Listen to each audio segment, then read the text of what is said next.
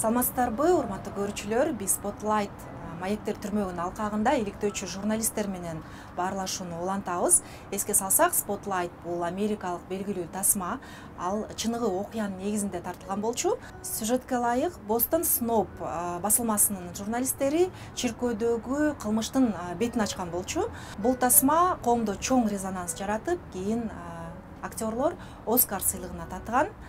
Ал эми бүгүнкү биздин коногубуз иликтөөчү журналист, Media Hub иликтөөчү борбордун жетекчиси жана негиздөөчүсү Али Токтокунов. Али, саламатсызбы? Кош келипсиз. Саламатсызбы, рахмат.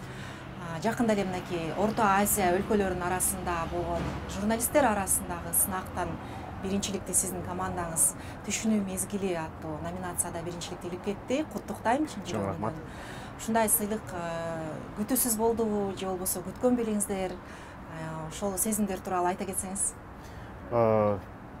Эми күтүүсүз эле болду. Себеби дегенде ал жакка 820дан ашык эмгек барган. Борбор Азия өлкөлөрүнөн, өз өлкөлөрүнөн күчтүү деген эмгектер тандалып алынган. Анын ичинен дагы ошол 75 эмгек тандалып финалга чыккан. Демек мындай биринен бири мындай күчтүү деп эсептелген эмгектер чыккан. Анан ошолордун арасынан сурулуп чыгуу, эң алдыңкы ошо 5 мыктынын бири болуу биз үчүн чындап эле күтүүсүз болду. Жана жеңишибиз билингенден кийин бизге бул ишеним берди. Биздин туура багытта баратканыбызды аныктады. Анткени ал жерде эл аралык журналистика коомчулугуна, дүйнөлүк журналистика коомчулугуна таанылган күчтүү жюрилер болду. Алардын сынынан өтүү абдан кыйын. Ошон үчүн бизге бул өзүбүзгө ишеним берди, дем берди жана алдыда ушундай иликтөөлөр жасаганга шык берди десек болот. Биздин иликтөө эмне үчүн өттү? Себеби ал жерде миңдеген адамдын тагдырын өзгөрткөн иликтөө болчу. Бул жанагы чет өлкөлүк, европалык Сомо деген Кыргызстанда компаниясы бар. Мультимиллионер чоң бир компания, бул Спрут. Кандайча Кыргызстанга келип, Кыргызстандагы колу жука адамдардын аябай көзү чачырап, мисалы үчүн рак менен ооруган, же квартирасынан чыгарып коюп, бала бакырасына акча таппай аткан, же кичинекей баласына сүткө нан таппай аткан адамдарды азгырып, аларга жылдык үстөгү 700%ке чейин займ берген. Анан ошентип анын айында тигилердин акыркы тыйынына чейин сыгып алган компания жөнүндө иликтөө жасаганбыз. Биз буга абдан көп убакыт короттук, абдан көп энергия короттук. Биз иликтөөнү чыгарып коюу менен гана чектелген жокпуз. Негизи журналисттердин милдети материалды чыгарып коюу менен гана чектелет. Андан кийинки иштерди активисттер алып кетеби, укук коргоочулар алып кетеби, юристтер алып кетеби, же өкмөт чечеби, ал ошолордун иши. Бирок биз ошончо элдин тагдырын көрүп туруп, ошончо элдин айтканын ый муңун көрүп туруп, биз аларга активист да болдук. Өкмөткө чалып, биз айтып турдук, чечкиле деп маселени коюп турдук. Юристтерди, банк ишмерлерин жалдап, түшүндүрүү иштерин жүргүздүк ал адамдарга. Натыйжада өкмөт ошол компаниянын мыйзамсыз иштеген адамдардын мойнуна үстөк пайыздарды, пенияларды мыйзамсыз илген деп тапты. Анан бир топ убакытка чейин жапты дагы. Адамдар, ошол карызкор адамдар алган акчасын өзүн гана кайтарып берсин, мыйзамсыз пайызы менен пениясы кечилсин деген чечим чыгарды. Бирок ошол бир системага салган жок өкмөт. Кайра эле ачылып дайымкыга эле чаржайт иштеп келгенде эле чаржайт жүрдү. Анан биз мүмкүн болушунча өкмөттүн чечими ушундай болду деп мындай кабарлап турдук. Өкмөт ошону башка мамлекеттик каналдар аркылуу, бүт бардык ресурстар аркылуу чыгарып элге жеткизип берип, адамдарды карыз торунан куткарса жакшы болмок. Бирок биз үнүбүздүн жетишинче жанагы адамдарды айтып деп, анан алар барып Госфиннадзорго арыз жазып, чыгып карыздын торунан бир топ адамдар чыгып үлгүрдү. Тилекке каршы бул компаниянын ишмердигин чектеп жаап койгон жок. Башка өлкөлөрдө, мисалы, булар абдан көп өлкөлөрдө иш алып барган. Арменияда жапкан, буларды Косоводо жапкан, Латвияда жапкан. Ошондой кылып жаап таштаган жок. Өкмөт дагы деле элди ошондой алдамчы шулуун компаниялардын чеңгелине таштап койду. Эми бул деген нерсе дагы артынан түшүп иликтегенге бизди мажбур кылтат деген нерсе. Негизи ушул эле иликтөө менен сиздер мен билишимче Улан Эгизбаев атындагы сыйлыктын дагы ээси болгонсуздар. Калп айтпасам 1-орунду багындыргансыздар. Демек бул ошол иликтөөнүн элге сиңишинен, ошонун маанилүүлүгүнөн дагы кабар берет болсо керек, Албетте. Биздин ишибиздин негизги максаты ушул карапайым элге бир пайда келтирсек деген ойда. Алардын ырыскысын ким кантип жеп кетип атканын таап, ачыкка мынтип чыгарып көрсөтсөк деген ой. Алардын укугун ким бузуп жатат, аларды ким күнкүрөтүп атат, аларды ким жакыр кылып атат, биз ошону аныктап чыгуу. Бул ошол эле коррупцияга каршы иликтөөлөрүбүздүн баардыгынын максаты ушул. Анткени уурдагандар, укук бузгандар баардыгы ошо элге каршы иштеп аткандар. Бийликте туруп.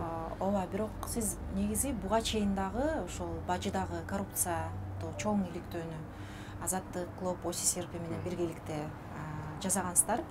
Бул иликтөө дагы чоң резонанс жараткан болчу. Реакция аттуу митингдер болду артынан. Бирок ошол учурда эмнегедир иликтөөчү журналисттер бийликтин баягы мактоосуна татыбай, тескеринче кандайдыр бир буллингке кабылып калды. Ошо бийликке жакын адамдар тарабынан кодулоого кабылды. Аларды мындай силер батышчылсыңар, силер бузуп атасыңар деген өңүттө тескеринче мындай куугунтукка алынып калды да ушул журналисттер.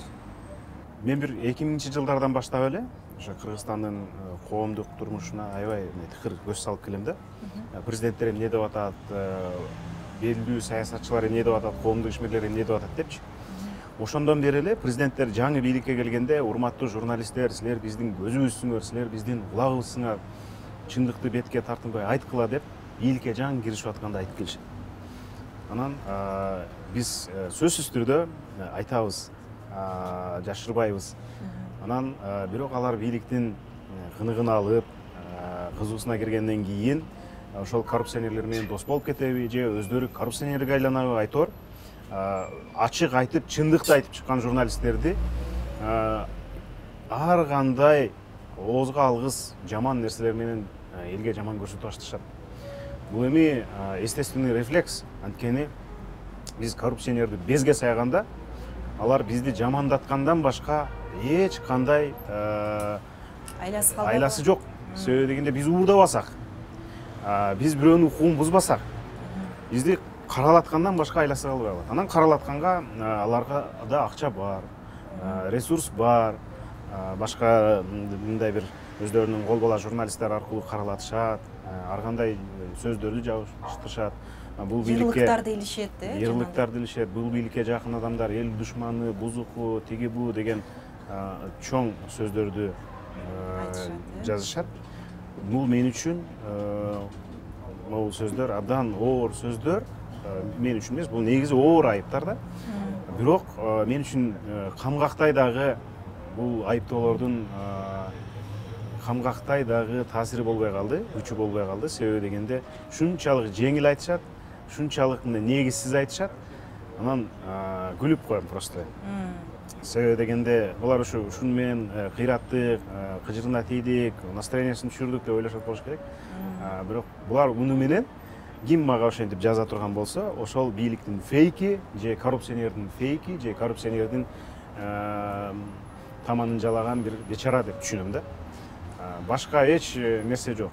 Анткени биз билебиз эл үчүн иштеп атканыбызды. Биз билебиз элди жаркын жашоого жетелейли деп, уурларды көрсөтүп берип, ошондой болбойлу деп, уурдатпайлы деп чырылдап жүргөнүбүздү биз эң жакшы билебиз. Биз алардын уурдагандары каерде катылганын, каерде кандай кансарай салганын, каерде кандай кымбат баалуу машинелерди алганын, туугандары кантип чартаңбай тээп жүргөнүн, жана чек арада кандай контрабанда кылып атканын элге ачык жарыялайбыз. Эгер ушул үчүн мен эл душманы боло турган болсом, анда боло берем. Бирок эми биз жана онлайн буллинг тууралуу айтып атпайбызбы? Интернеттеги буллинг, интернетте кодулоо, мейли сиз ага көңүл бурбайм деген күндө дагы мисалы үчүн сиздин өмүрүңүзгө чыныгы тобокел болгон болчу. Жана бажыдагы коррупциядан кийин өлүкпү, тирүүбү иши кылып алып кел деген ушундай бир кооптуу жагдай жаралса дагы бул жумуштан баш тарткан жоксуз. Эмне үчүн бул бир таразада өмүр, коопсуздук болуп атса, бир таразада ошо чындыкка жетүү, иликтөөнүн аягына чыгуу деген кандай мындай мотивация, стимул болот сизгечи? Иликтөөчү журналистикага баш багып атканда эле, негизи эле журналистикага келатканда эле мен билгемин. Кыргызстан журналисттер үчүн кооптуу өлкөлөрдөн, сөз эркиндиги бар болгонуна карабастан. Ошон үчүн мен андай нерселерге даяр эле болчумун. Анан албетте жан бирөө эле өзүңдү корчолоп жүргөнгө аракет кыласың, мындай кооптуу нерселерден. Чараларды көрөбүз албетте, бирок коркуп эле отуруп алсак, анда эмне болот? Раматылык кесиптешибиз Улан Эгизбаев мен айтпасам ким айтат дечи эле. Улан жок. Эми мен айтпасам ким айтат, сиз айтпасаңыз ким айтат, Ыдырыс айтпаса ким айтат, Болот Темирев айтпаса ким айтат, Дилбар Алимова айтпаса ким айтат. Анан ошолор баардыгыбыз отуруп алсак, Тажикстандагыдай эле окуя болот. Тажикстанда ушинтип чындыкты айтып, тарсылдап, чырылдап, мынау диктатор, ушул диктатор бизди коңшу өлкөгө жаман көрсөтүп атат деген журналисттер жок болгон үчүн эли отурат. Кимди карашты, кайда карашты билбей. Кечээ ошол Казакстандагы форумда биз тажикстандык журналисттер менен сүйлөшкөндө айттык. Силер кыргыз журналисттери эркинсиңер, кыргыз журналисттери кыйынсыңар дейсиңер. Бизге эмне кыйындык, эркиндик асмандан түштү. Бизге ошондой эркиндик, ошондой кайрат, мындай эр жүрөктүктүн артынан келди. Ал үчүн биздин далай журналист агаларыбыз өлдү. Ал үчүн далай журналист ага эжелерибиз камалды. Мен Замира Сыдыковадан баштап айтам, журналистика үчүн камалып чыккандар. Көптөгөн журналисттерибиз куугунтук көрүштү, токмок жеди. Чет өлкөдө иштеп жүргөн учурумда мени өлүү тирүү алып кел деп бул жаккадан буйрук берип мындай заказ бергендер болду. Же болбосо биякта жүргөндө артыман аңдуулар мамлекеттик машина аркылуу каралап, айыптап куугунтуктоолор болду. Биз ушул аркылуу эркиндикке жетип атабыз. Биз ушул аркылуу сөз эркиндигинин туусун бийик көтөрүп атабыз. Жана кечегиндей талуулуу маселелер учурунда Тажикстандын Кыргызстанга карата агрессиясын биз дүйнөгө жеткире алдык. Эгерде биздин оозубуз жарым-жартылай жабылуу болсо, эгерде жабылуу болсо, тажик журналисттерине окшоп, биз анда отуруп бермекпиз. Биз анда өзүбүзгө кандай мамиле болуп атканын дүйнөгө билдире алмак эмеспиз. Ошон үчүн мен ойлойм, мамлекет үчүн бир өмүрдүн, мындай бир адамдын коопсуздугу же болбосо тагдыры мамлекеттик масштабтагы иш үчүн, элдик иш үчүн садага чабылып кетсе эчтеке болбойт. Даян бетин ары кылсын. Жок, мен эми мындай коопсуздукка башын байлап койсо, мамлекет үчүн эчтеке болбойт. Кооптуу ишке башын байласа эчтеке болбойт. Негизи бул иликтөө жанры аябай өнүп келатпайбы биздечи акыркы жылдары? Иликтөөлөр көбөйүп атат жылдан жылга. Анан бирок ушул иликтөөлөр биринин аркасынан бири чыкканы менен бийлик тарабынан ошого тиешелүү реакция болбой калат да, көпчүлүк учурдачы. Ачып көрсөтүп, сиз айткандай мынакей урул, бул коррупционер деп көрсөтүп аткан учурда дагы кандайдыр бир мындай кайдыгер мамиле жасалат да. Ошол учурда сиздин командаңыздын же сиздин мындай теригип, ушуну биз эмнеге бекер жазат, канча убакыт короттук, канча энергия короттук, эмне үчүн буга тиешелүү реакция болбой жатат деген ушундай кейиген учурларыңыз болобу? Эми биз иликтөө чыкканда эле ушунун баардыгын алып, бийлик азаматсыңар деп бетибизден өп, аягына чейин чыгарып, тийиштүү күнөөлүүлөрдү соттоп, мындай анан элдин акчасын өндүрүп берет дегенден кыялдануудан өтө алыспыз. Бирок баары бир биз ушундай болуш керек деп жасайбыз. Бул акыйкат орношу керек. Могу чындыкты чыгардык. Биз эми элдин пайдасына чечилиш керек деп жасайбыз. Бир топ иштер ошондой эле болуп атат. Эми жарым-жартылай болсо дагы, бажыдагы коррупция боюнча иликтөөбүздөн кийин азын-оолак болсо дагы 2 миллиард сом өндүрдүк деп маалымат беришти. Негизи андан чоңураак жаза болушу керек эле. Андан тышкары башка дагы иликтөөлөрүбүз боюнча биздин иликтөөдөн кийин мындай кызматтан алынып кылмыш жоопкерчилигине тартылган учурлар болду. Ошол эле Кыргыз темир жолунун башчысы Дашков, ошол эле башка бир топ иштер боюнча мына ошо балдар рекети боюнча чыгарган иликтөөбүздөн кийин 2 рекетчиликке айыпталган бала кармалды. Андан тышкары Сомо боюнча иликтөөбүздөн кийин ошол миңдеген адамды карыз торунан куткарууга биз жанырып аракет кылып куткара алдык. Бирок тилекке каршы бийлик ушундай коррупциялашкандыктан, бийлик органдарындагы адамдар шалаакылыгынан, компетентсиздигинен, караңгылыгынан кээ бир иштер кайдыгерлигинен, кээ бир иштер аягына чейин чыкпай калат экен. Албетте мындай учурда өкүнөсүң. Башыңды тобокелге салып жасап аткандан кийин ошол иштердин аягына чыкса экен деген мындай ойлор болот. Кыялдануулар, тилектер болот. Бирок чыкпай атканда өкүнөсүң. Бир чети мындай жагдайда эл бизге жардам бериши керек. Иликтөөчү журналисттер жасасын, иликтесин деп эле түртүп койбостон, улам, ой, могу материал чыкты деп, эмне кылдыңар деп эл талап кылып, айтып деп туруш керек. Муну жарандык көзөмөл дейт. Биз жарандык көзөмөлдүн башында турабыз. Бизден кийинки тургандар бизге жардам бериши керек, түртүш керек, талап кылып туруш керек. Маалымат менен бөлүшүп туруш керек. Маалымат менен бөлүшүп туруш керек. Бизге элдин колдоосу күнү түнү зарыл. Анткени биздин колубузда ушул камерабыздан башка, калемибизден башка, микрофонубуздан башка бийлигибиз жок, куралыбыз жок. Биздин тилибизден башка, үнүбүздөн башка куралыбыз жок. Бийликтин толтура ресурстары бар, чексиз мүмкүнчүлүктөрү бар. Ошолор жасай турган ишти биз жасап атабыз. Демек, адамдар бизге жардам берип, ушуларга жаман көрүнүп, жакшы көрүнүп, ысык суукта иштеп атат деп колдоо көрсөтүп туруш керек да. Кыргызстанда иликтөөчү журналистика көп болушу керек. Бар болушу керек. Себеби дегенде канчалык көп иликтөөчүлөр болсо, ошончолук көп проблеманы алып чыгат, ошончолук көп проблеманы чечкиле деп тиешелүү адамдарга, тиешелүү тараптарга талап коюп турат. Ошончолук элдин укугу корголот. Ошончолук элдин таламын талашышат.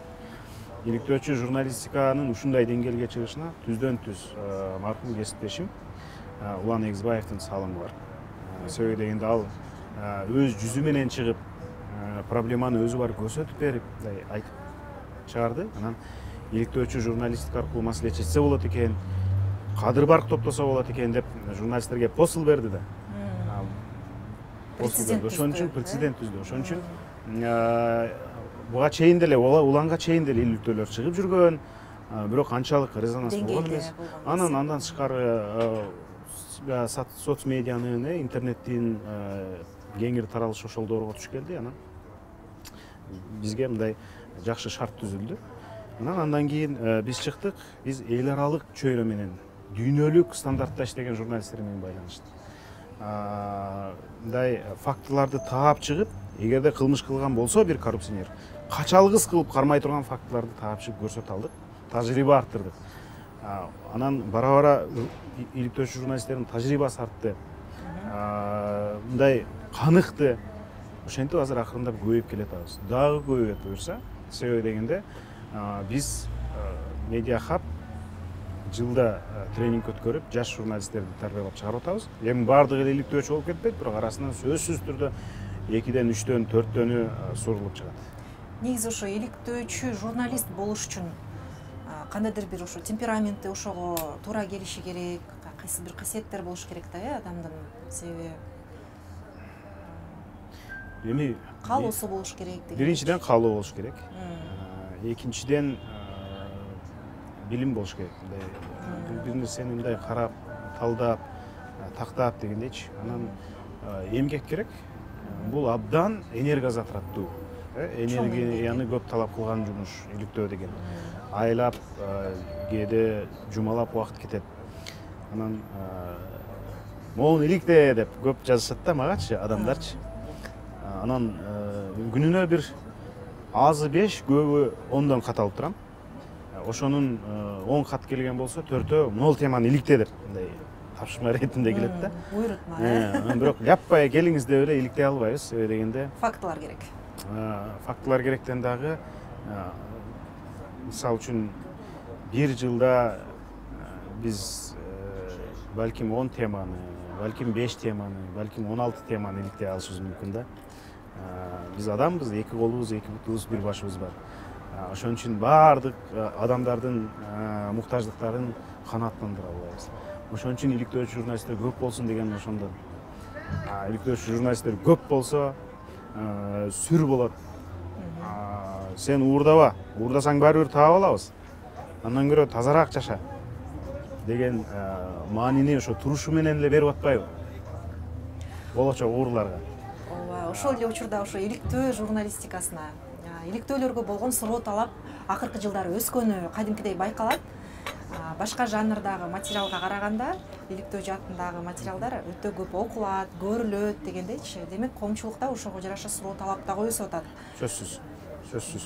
Себеби адамдар бул журналисттердин чыгарган материалдарында чындык бар турбайбы? Булар деген моундай бир проблеманы алып чыгат турбайбы? Айныгыз, качалгыс фактыларды көрсөтөт турбайбы деп ишенип калышты. Анан ошон үчүн бизге кат жазып, моуну иликтей деп берип аткан негизи ошондо үмүт артып атышат. Буга чейин депутаттар дагы айтып чыгышпадыбы? Бизге караганда ошо иликтөөчү журналисттерге кайрылып атат депчи. Демек, биздин ролубуз балким ошол кээ бир учурда депутаттардыкынан жогору болуп кетип атат.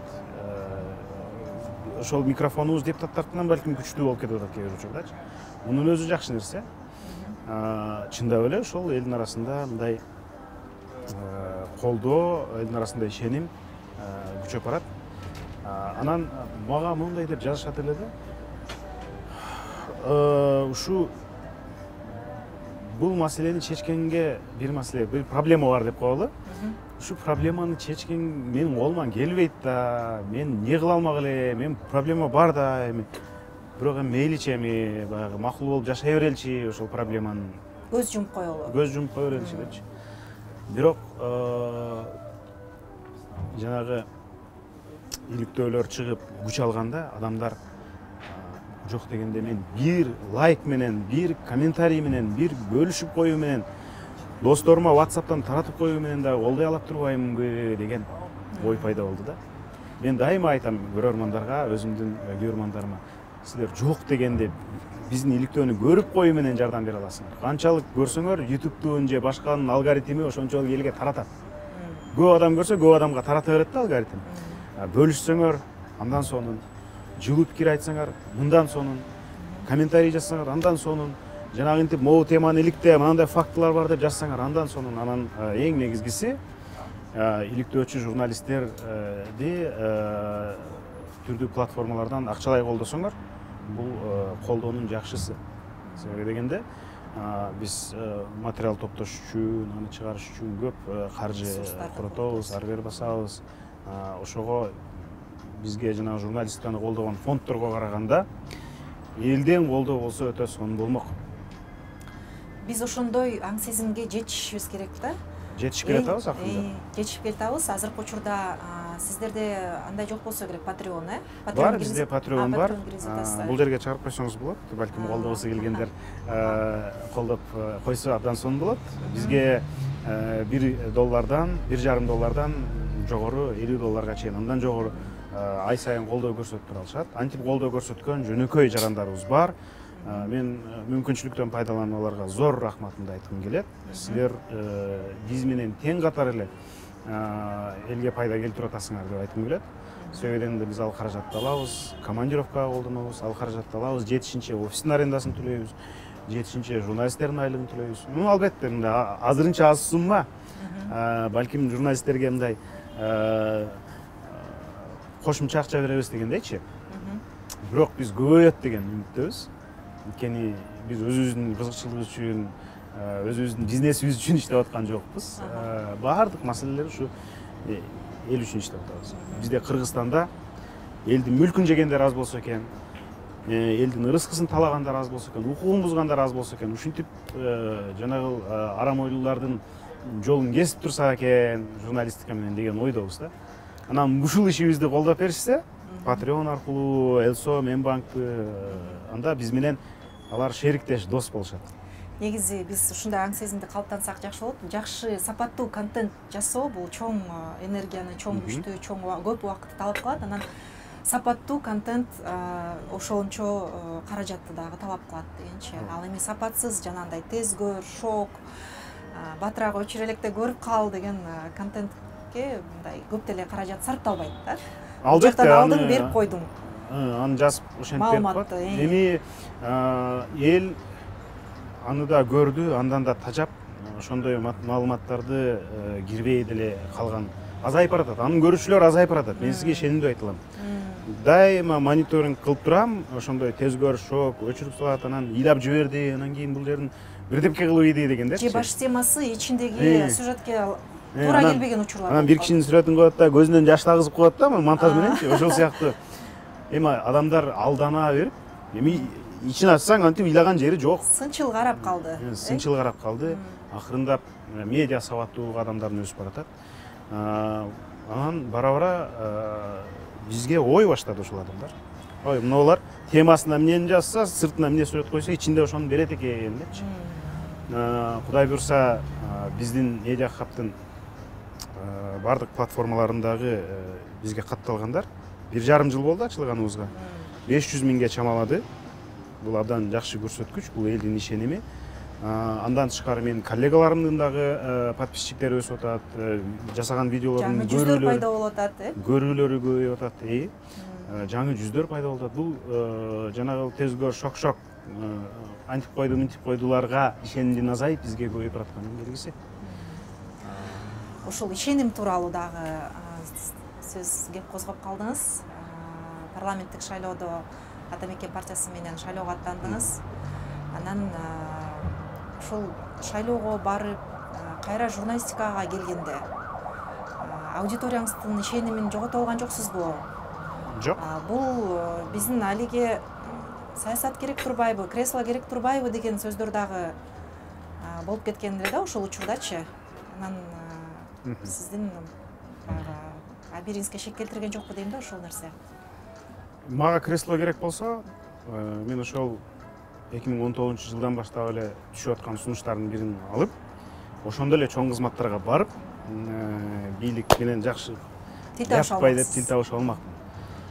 Албетте мен журналистикага өзүмдүн салымымды кошуп, мындай шакирттеримди тарбиялап, кылчу ишимди кылдым. Мен азыр мамлекеттик кызматка барып иштесем жарашат. Менин андай каалоом бар. Анткени мамлекеттик кызмат деген бул барып бийликке эле жагынып, бийликтин эмне аткарса ошону кылып коюш эмес. Мамлекеттик кызмат бул элге кызмат кылыш да. Журналистика деле элге кызмат кылыш. Бирок кресло үчүн эле чуркап ара калгандардан эмесмин. Ал эми шайлоо боюнча. Эми биздин иликтөөлөрдүн этегине комментарий жазгандар, али андай кыл, мындай кыл, ушуну аягына чыгар, ушуну жеткиз аягына деп талап кылышат да. Анын баардыгы басым да. Анын баардыгы ишеним, биринчиден ишеним аркылуу басым болуу да. Мисалы үчүн жанагы Айсулуу алтын алып кел Олимпиададан деп жазабыз го, жакшы ниет менен эле. Анын баары ишеним аркылуу басым да.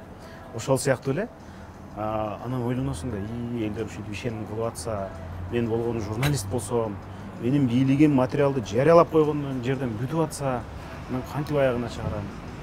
Бирок элдер аны балким түшүнбөй атат, балким түшүнсө дагы ушуну аягына чыгарса экен деп үмүт кылып атат. Деп анан мындай жолдорун издеп баштадым. Депутат болсом, мен ал жерде министрлерге түздөн түз көрсөтмө бере алам. Кээ бир документтерди алдыма алып келип алып, карап, ачып көрө алам, депутаттык иликтөө жүргүзө алам. Мен ошол жерден жогорку трибунадан айтып тура алам. Мүмкүнчүлүктөрүм журналистикага караганда көбөйөт. Эми азыркы депутаттар жүрөт, эмне кылганы белгисиз, бирок мен аларга караганда ошолор колдонбой аткан мүмкүнчүлүктөрдү 10 эсе көбүрөөк колдоном деген оюм бар эле. Анан ошондой оюм бар эле, бирок бул жолу ишке ашпады. Себеби дегенде шайлоонун кандай шайтан оюндар менен өткөнүн баарыбыз күбө болдук. Жана компьютерден сбой деп эмне кылышкан. Экинчиден, албетте өзүм дагы саясий тажрыйба алдым, көрдүм дегендей. Ошондой. Бул жерде буга кресло эле керек турбайбы деген айыптоолор эми болсо боло берсин, оозун алып жетпегендер айта берсин, бирок суу кечпейт. Бирок кийинки шайлоодо кайра эле аттанганга даярсыз. биринчиден өлө элек айнын терисин бучпай туралы. Экинчиден мен кай жерде болбойн, дайыма ушу коомго кызмат кылчу жерге барышым керек. Журналистика болобу, саясат болобу, же мамлекеттик кызмат болобу, же башка деген оюман кайта элекмин. Күн сайын эртең менен туруп, жумушка келип, отуруп алып, ошол ишти кылып атам. Өзүмдүн керт башымдын эмгеги керт башым үчүн иштей турган болсом, андай иштерди эле көп. Отуруп алып, бизнес кылып, байып, мындай жүрө берсем болот. Бир нерсеге абдан кирсем, батыл киришип, мындай эме кылам да. Алып кетесиз. Алып кетип бир кызытып ийгенге аракет кылам. Мен ойлойм, мен бизнеске барсам деле ошондой эле ишти алып кетип, тез эле байып кетмекмин. Бирок негедир Көйдөндө башка нерсе. Билбейм, азыр жанагы бар го адамдар, иштейт, акча табат, Эс алат. 3 айына бирден эс алат, чет өлкөлөрдө там кымбат жерге барат, кымбат эмелерди кийет, тиги бу. Анан ушинтип эле өмүрдү өткөрүүсө болобу деп мен мындай таң калып карап коем да. Анан мен деле мындай бечарадай жашабайм, орто жашайм, бирок баары бир өзүм үчүн эле жашай берген, же өзүмдүн айланаңдагы адамдар үчүн эле жашай берген кичине мен үчүн түшүнүксүз. Коомго бир пайда алып келсем деп ойлойсуз, э? Мисалы кыргыздарда жанагындай тууган уруу, кууда сөөк, карым катнаш деген нерсе болот эмеспи? Анан сиздин ушу иликтөөчү ишмердүүлүгүңүзгө байланыштуу мамлекеттик кызматтагы ушундай тааныштар, тууган уруктар же болбосо ошолордун жакынында, айланасында жүргөн адамдар сиз менен баарлашкандан коркуп, кооптонуп, баягы карым катнашты чектеген учурлар болобу? Болот албетте. Себеби дегенде биз мисалы үчүн оңой эмес кишилер жөнүндө иликтөөчү союзда турабы. Бийлиги бар, таасири бар, акчасы бар. Анан кийин сиз экөөбүз ушинтип кофе ичип отурганыбызды бизди иликтеп аткан адам тияктан өтүп барып көрүп калса, анан аны менен кийинки мамилем кандай болот деп өзүнчө эле мындай отуруп алып кысына бергендер, корко бергендер болот. Жок, коркпостон, мен сени урматтайм, сен азаматсың деп келип ачык айткандар, Facebookка жазган башка адамдар бар. Мен сени абдан терең урматтайм, бирок муну ачык айта албайм да кап деп личкага жазгандар бар. Эми ачык айтып койсом билесиң, тиги бу менин биякта деп министрлер, абдан чоң кызматта иштеген адамдар, коомго таанымал адамдар WhatsAppка жазып ошентип колдоосун билдирип турушат. Бирок кечирип кой, мен али муну ачык айта албайм. Аларды деле туура түшүнөм. Ар кимдин мындай позициясы өзүнүкү, ар кимдин кайраты, эрки өзүнүкү. Анан туугандардан колдоп келишет, бирок туугандардын да тынчын алышат. Себеби дегенде бир топ туугандарым коомдук жумуштарда, мындай мамлекеттик жумуштарда иштешет. Алай ушу иниңе кичине мындай айтып деп койбойсуңбу, тиги кылбайсыңбы депчи. Мен алар менен так сүйлөшкөнгө аракет кылам. Менин туугандарым мындай түшүнүктүү эле адамдар, түшүнгөнгө аракет кылышат, бирок аларды дагы кысышат. Ачык эле айтып коеюн. Жана сиз айта кетпедиңизби, бийлик башында келатканда, жаңы тактыга отуруп атканда биз кызматташабыз, ушу журналисттер менен, блогерлер менен, ачык айткан адамдар менен биз кызматташабыз. Эч ким куугунтукка кабылбайт деп турат дагы, анан кийин бир кайсы бир убакыт өткөндөн кийин ажыдарга айланып кетеби? Анан мисалы үчүн биздин кесиптешибиз мынакей Болот Темиров кандай гана кылмыш иштери башынан өтүп, сотто сүйрөлдү, анан блогерлер камакка алынып атат, баягы риторика өзгөрүп, коркутуп үркүтүүлөр ачык эле уже айтыла баштады да. Мисалы үчүн мурда андай коркутуп үркүтүүлөр жок эле. Мен анализ кылганда, ошо сүйлөгөн сөздөрүнөчү, азыр социалдык тармактарда дагы, расмий интервьюларында дагы ошондой коркутуулар боло баштады. Мурда бир адам болсо, азыр экинчи адам дагы ушул ыкмага өтүп алды да.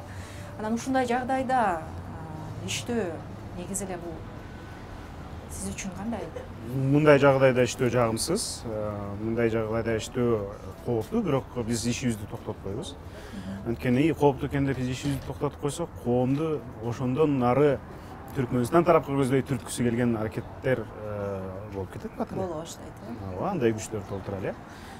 Мен президент Садыр Жапаровдун ошол 2020-жылы октябрда айткан сөздөрү күнү бүгүнкүдөй эсимде. Ооба. Андан мурда Сооронбай Жээнбековдун айткандары эсимде. Садыр Жапаров өзү менин атымды атап, Ооба. Али Токтокулов сыяктуу журналисттерди куугунтуктаганын ордуна биз алар менен кызматташабыз, сынды бетибизге айткыла, биз эч качан терикпейбиз деп Айткандан кийин интервью берген эсимде.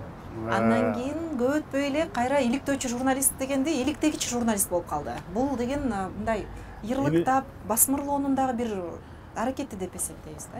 Эми ошондой болуп калды. Бул жанагы сиз айткан ажыдар болуп кеттиби, болуп кетпедиби дегендин бир жообу да. 2 жыл өткөн жок. Биз андан өзгөрүп кеткен жокпуз. Биз ошондогудай эле иликтөөлөрдү, ошондогудай эле фактыны, ошондогудай эле элдин үнүн алып чыгып атабыз. Анан биз тилекке каршы көбүрөөк куугунтукка алына баштадык. Бул жакшы көрүнүш эмес. Албетте көп нерселер мындай маалыматтар жетпей да жаткан болушу мүмкүн, же болбосо президенттин кулагына тескери шыбыраткандар да болушу мүмкүн, же болбосо мен эми баягы президент өз аппак айланасындагылар гана дегенден да калысмын, же болбосо президент өзүнүн дагы мындай ою башкача болуп өзгөрүп кеткен болушу мүмкүн. Бирок кантсе дагы ошол башындагы риторика азыр жок. Бирок мындай коомдогу процесстерди так билип туруш үчүн, коомдогу градусту так билип туруш үчүн ушу журналисттер менен бир айда дебейин, ушу 3 айда бирден жолугуп, эмне болуп атат? Сыныңарды мага да айткылачы бетиме. Келгиле деп ачыкпы, жабыкпы жолугуш өткөрүп турса, биз ошол жердеги фактыларыбызды көтөрүп алып түзөөсүнө бермекпиз. Түзөөсүнө бетине айтмакпыз. Бизди душман көрө беришет. Бийликтегилер, башкалар, тиги сен чукуй бересиң да, сен ушинтип айта бересиң да деп. Түз иштеп аткан кимди чукуп атпыз?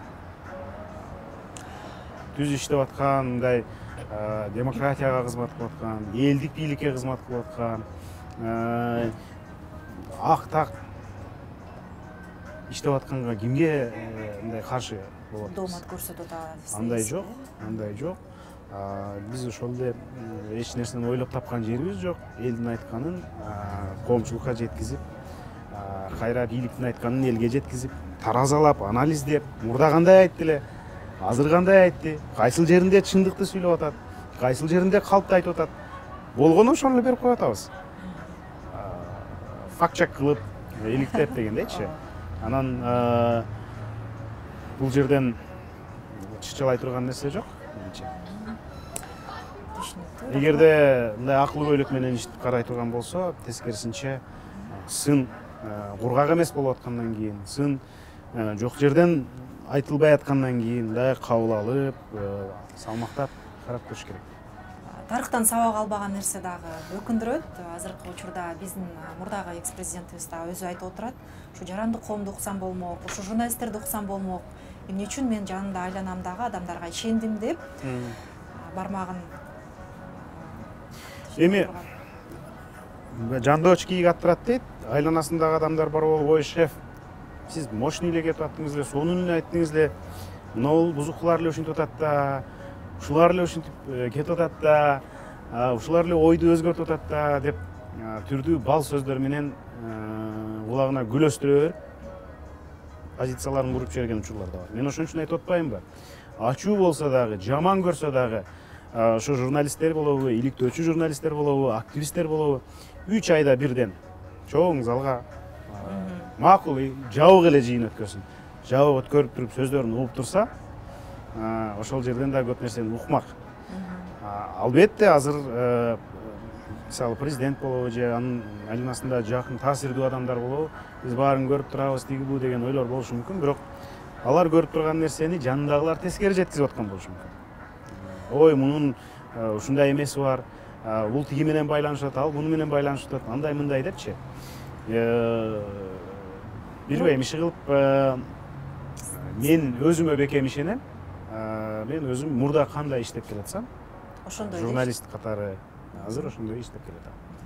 Бирок жана сиз айтып аткан жакшы сунуш экен, угуп турса, эки тараптуу мындай диалог курса дегенчи. Бирок ошол коррупция менен күрөшөм, мүчүлүштөрдүн үстүнөн иштейм деген адам өзү кызыктарбы деген суроо жаралат. Эгер кызыктар болсо, анда эмне үчүн андай диалог түзбөй жатат деген дагы бир экинчи суроо жаралат да. Бул жөн эле мындай Кызыктарбы деген суроо. Эми эгерде чындап эле коррупцияга каршы күрөшкүсү келсе, эгерде чындап эле чындыкты уккусу келсе, жолугушуп өстүрсүн. Болбосо менин дагы муктаждыгым жок, мен өзүмдүн ишимди кылып кете берем. Мындай маселе эмес. Анан эгер рейтинги түшүшүн каалабаса, эгер элдин колдоосуна ээ болууну кааласа, ар жакты да бери жакты да угуп, ошого жараша тең салмактуу чечим кабыл алып турганы өздөрүнө эле жакшы деп ойлойм. Эмне үчүн президент ушу журналисттер менен жолугуп турсун деп атам. Себеби дегенде азыр бийлик институттарына ишеним абдан төмөн. Депутаттардан баштап министрге чейин, милиционерге чейин, прокуратурага чейин абдан төмөн. Ушуга арызыбызды жазсак, бул карабайт. Тияка, бияка футбол тетип, биздин арызыбыз эчинеке жарабайт. Андан көрө ошо журналисттерге айтып чыгартсак, андан көрө ошол журналисттер айтып чыгып кийин Садыр Жапаров YouTube'дан же Facebook'тан көрүп калып анан көңүл бурса, ошондо чечилет деген ой азыр элге абдан бекем жайылып баратат. Өткөндө мен Баткенге барганда, балам айта барчы, нерге камчы жет, Садыр өзү келсин. Депутаттар маселе чечпейт экен, сүрөткө түшүп эле кетип калат экен. Дешти да адамдарчы. Бир-эки адам айтса бир жөн, мындай көп адамдар айтты да, аксакалдар айтты, аялдар айтты. Анан ошон үчүн айтып атам да, раз президент же бийликтин эки тизгин бир чылбырын кармап отурган адам кошоматчыларга кулак төшөйүн дебесе, элдин арасындагы пикирлерди так өзүн даана угайын десе, ошондой жолугушууларды уюштуруп турабы, же биздин материалдарды тез көрүп турабы, ошондой иш аракеттерди кылыш керек. Ал адам райондогу прокурору жакшы иштебей атканын, ал чылгый паракор болуп кеткенин, облустагы милиция башчысы жакшы иштебей атканын, министри ыкшоо болуп атканын билиши керек. Биз аркылуу билиши керек, эл аркылуу билиши керек дегендейчи. Ошо биз элдин сөзүн эле жеткирели деген аракетибиз. Сиз негизи журналистикада 2009 жылдан бериси, 9 жыл азаттыкта иштедим дедиңиз. 9 жыл азаттыкта, анын ичинен 4,5 жыл Прагада болдум дедиңиз. Андан мурун 5-каналга иштеп кеткениңиз тууралуу бир маегиңизде айттыңыз эле. Андан мурун газеталарда иштедим, андан мурда Замандаш пресс деген агенттикте иштедим. Азыр журналист, мугалим Кубан Абдымен менин биринчи агайым десем болот. Өзүм журналисттик билимим жок, мен өзүм экономист, финансистмин. Негизи ошонун дагы ошол экономика финанс институтунун банк адистигин бүтүргөнмүн. Банкта иштешим керек эле, бирок журналистикага өтүп кеттим. Анан менин журналисттик университетим ошол эле менин жетекчилерим, кесиптештерим болду. Кубан Абдименди айта алам. Султан Жумагулов, Бабурбек Жээнбековду айта алам, Султан Жумагулов, Венера Жуматаева. Ушулардын баардыгы менин ар бир курстагы мугалимдерим болду десем болот.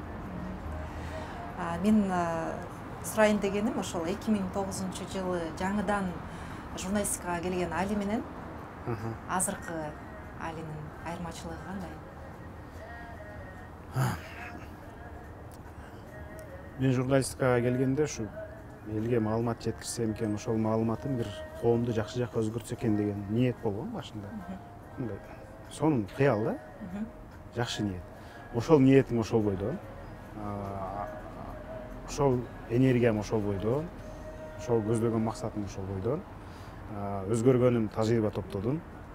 Биринчи келгенде айтып атпаймынбы, мен журналистикага 0 бойдон келдим. Журналистика келерде мен ойлонгондой болгондо, Гүлнөр Жумалиева деген эже жолугуп калды. Мен сканвор түзүп ташуучумун газеталарга. Анан ошол жерден Гүлнур Жумалиева деген журналист эже менен тааныш болуп калгам. Анан эже бизге ушундай кабарчылар керек болот деле, жаш досторуң барбы деп сурап калды.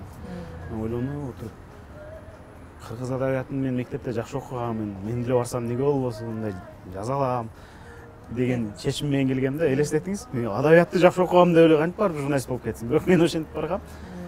Андан бери ошол иштеп отуруп тажрыйба топтодум. Мен ошол 2009-дан ушул убакытка чейинки өзгөргөнүм, тажрыйбалуу болгонум. Анан эмгектерим аркылуу элге таанылган. Анан курч улам барган сайын курч иликтөөлөр чыгып атат. Балким. Макул, рахмат Али сизге убактыңызды бөлүп биз менен баарлашканыңызга. Ишиңизге ийгилик каалайм. Сак болуңуз. Сизге да рахмат. Биздин конокто иликтөөчү журналист, ошондой эле Медиа Хаб иликтөө борборунун жетекчиси, негиздөөчүсү Али Токтокуров болду. Көрүшкөнчө.